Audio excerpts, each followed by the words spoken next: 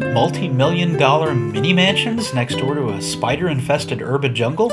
Of course! This is Miami! Let's check it out!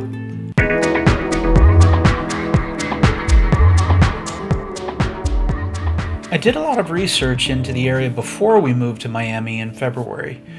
One of the things I wanted to know was where we could find green spaces. Madison, Wisconsin actually has quite a few spread around the city, but it was apparent we were going to be limited in our options here. Simpson Park Hammock looked quite promising though, so I'm a little ashamed to say that it has taken us about 6 months for us to even get out here to see it. I filmed this our first visit. We stepped inside to talk to the office staff for a few minutes to make sure we had permission to film. We only saw 2 people working here and both were friendly and helpful. And then we stepped back out and did a continuous walkthrough of the main trail. I hope you enjoyed discovering this little gem as much as we did. Simpson Park is in Brickell, sandwiched between the main downtown area and its suburban southern leg. In truth, we can walk here from our apartment. We recently walked right past it while I filmed the Underline park. See the link in the description below for that video. But there was a clear sky and it was midday. We didn't want to get burned. After a little research, I discovered that there was a parking lot at the entrance to Simpson Park. The real kicker is that we discovered that it is actually free parking. Free parking is extraordinarily rare in Miami. What surprised us even more is that Simpson Park itself is free to visit. I would not have minded an admission fee, but free makes it a winner. Simpson is owned and maintained by the city. Looking at the style of the Welcome Center, you can probably tell that the park is fairly old. I'll encourage you to pause the video when you see me take a close-up of some of the history summaries. Most of them are easy to read on a big screen.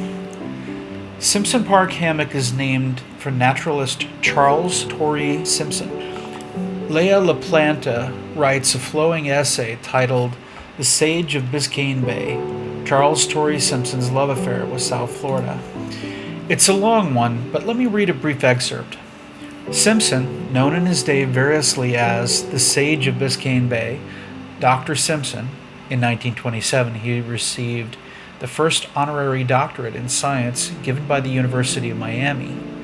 The professor, and the old man, as he called himself, wrote 4 books about South Florida nature: Ornamental Gardening in Florida, 1916, In Lower Florida Wilds, 1920, Out of Doors in Florida, 1924, and Florida Wildlife, 1932, and a great many articles in magazines and newspapers. While Simpson was appreciated and honored in his lifetime, his name is most familiar today as that of the city of Miami's Simpson Park, one of 2 remaining protected pieces of the Brickell Hammock, which originally stretched from the Miami River south to Coconut Grove and beyond, and from the Everglades to Biscayne Bay, alongside of which was an Indian trail. First named Jungle Park, in 1927 it was renamed in honor of Simpson, called by the Miami Parks Division the father of all South Florida naturalists because of his zeal for preserving native plant species. In her speech at the dedication on the park's newly built meeting house in 1931, Mrs. R.M. Seymour, Education Director of the Council of Gardens Club, Presidents of Greater Miami, said, Simpson Park is well named for Charles Torrey Simpson, the one Florida naturalist who ranks with John Muir, John Burroughs, and other writers of wildlife and the natural character of the place. His books are, and always will be, the most authoritative source of information on the natural history of South Florida. So, right outside the door of the garden center we see our first of many large spiders. The whiteboard just inside the entry describes them as female orb weaver spiders, but that's a very sizable group of web weaving species. I'm certainly no entomologist, but my best guess from a brief search is that these are members of the golden silk spider species. They're more than a little scary looking, but apparently they rarely bite humans and their venom is not very toxic to us. I found YouTube videos of people who keep them as pets and have no fear of handling them. But we honestly did not know this before we filmed them. Thankfully, their sizable webs were all above or around the trail and not directly in our path. I suspect the staff make an effort to keep them from getting in our way. We were both pleasantly surprised at how perfectly comfortable the weather was inside the hammock. It was probably about 83 degrees Fahrenheit or 28 degrees Celsius, and in spite of the thicket, there was a gentle breeze filtering through. And while we saw many spider webs, I'm happy to say that we did not encounter a single mosquito. I don't think we've encountered any mosquitoes in all our time in Florida so far, which is very surprising to me. I grew up in Central Florida where there are plenty of them around in summertime. It's possible that Miami-Dade County's mosquito control service is very effective at limiting their spread. And if so, I wonder what impact that has on bats and spiders in the area. In any case, I can say that I'm much happier without swarms of them spoiling our evening walks. Perfect weather and a mosquito-free walk makes for a very pleasant experience. The one thing that the Simpson Park staff asked us to do upon entry is to sign the guest book. I figured that a Wednesday afternoon would not see many visitors to the park and might guarantee us good parking. But I was surprised to see only one other name in the guest book before ours for the day. And we did not see another soul inside the park as we walked. Sometimes the best treasures in a crowded place are the ones most overlooked. There's plenty more walk ahead of us here, but let me leave off with some closing thoughts before leaving you to enjoy it in peace. Bottom line for us is that this was a surprisingly nice park. We definitely will be going back again very soon. Free parking, free admission, friendly staff, a well-kept trail, some surprise cameos made by curious creatures. This truly is a gem of a resource for people living in Miami's downtown area. For families living downtown, I'd say this is a great place to bring your children to teach them a little more about South Florida's native flora and fauna. I'd say it can even make for a romantic little date spot, just not for a date night. The animals will report you to human control if they catch you there after dark. So yeah, enjoy the rest of this walk, and if you're in the Brickell neighborhood, be sure to check it out. Maybe leave the Prada stilettos at home for this one though. Cheers!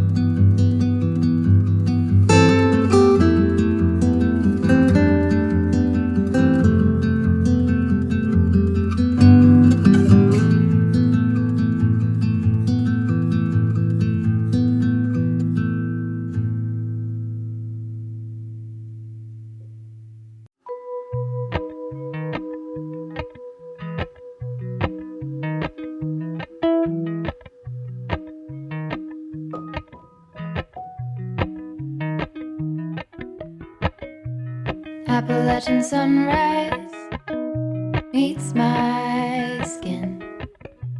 Even with my eyes still closed, I can feel it coming in. Golden, golden, I'll follow only golden, golden, golden, golden things.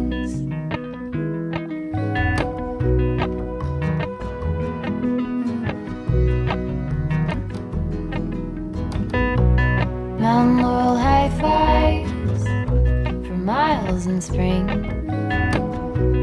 Rainbow trout and a hummingbird wing. Golden, I'll follow only golden, golden, golden things.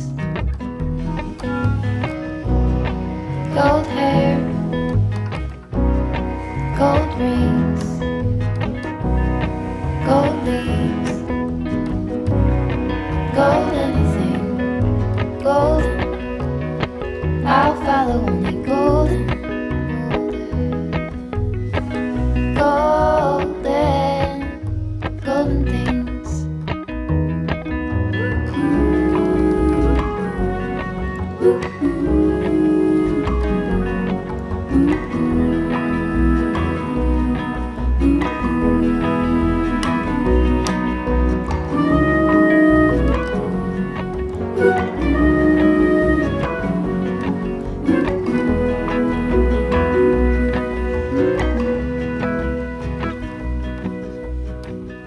Walk up the river by my son.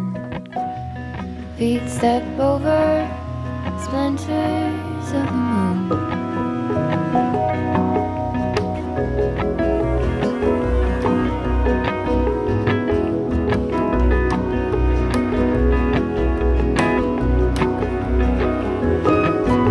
Golden, I'll follow only golden, golden, golden things. Gold birds,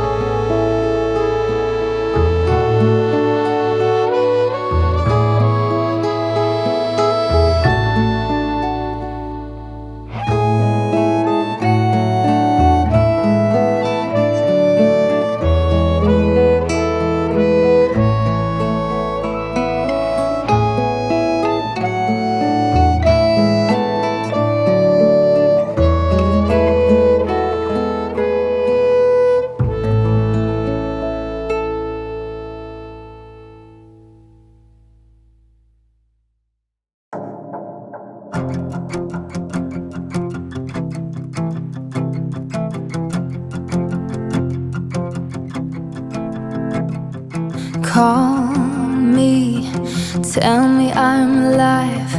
Pull me, fill me up inside. Here, in the silence of the space, we all find the conclusion, break our illusions, way beyond seeking ourselves. Floating in my mind, taking what I find, how it is to where it's come and why it's meant to be. Dreaming I could lay in fields of Claude Monet. Sirens call my ear and I hear beautiful creatures sing to believers, way beyond seeking themselves. Tonight, oh tonight, I wonder if tonight is when I will feel it again. Tonight, I wish to live, I wish to stay. In the light, in the dark, on the verge of who we are, we solemnly reach for the stars. Tonight, I wish to love you all the way, all the way.